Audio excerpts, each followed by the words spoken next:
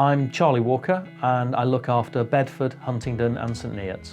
I joined the network in early mid-2018 with just Bedford at that point. We started off really strongly, so quickly took on a second territory. And now, no 2 days are the same.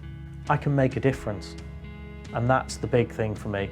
I can make a difference to individual taxpayers. I can also make a difference to local business.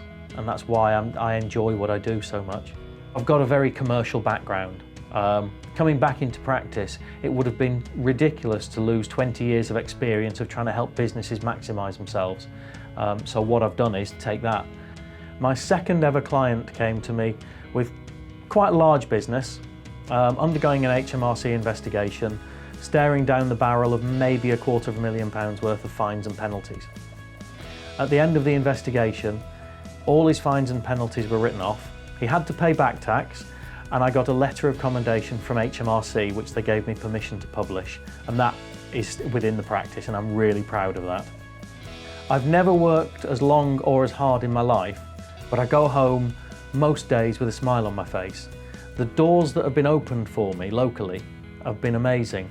I get asked onto BBC radio shows to talk about business locally. I've been asked to chair various different committees in town.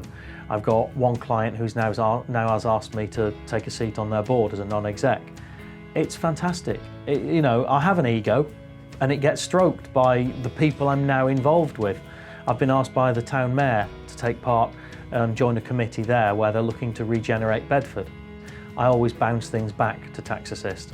So I'm thinking of doing X, Y or Z just to get some input, because if they say Fred in Shepshed did this and it failed, then I'd look at it harder. One of the phrases we got when we were on the cohort, when we were training, is people buy from people. So I believe now, and I didn't used to think this, that people buy from me. So if I was in 20 different territories, I couldn't cover it.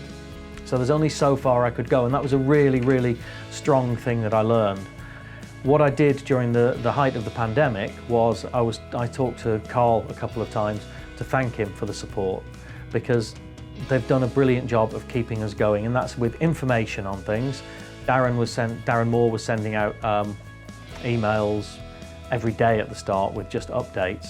So I felt that being part of the network at that point gave us a real advantage.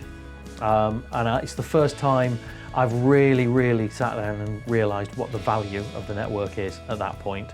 It stood out massively.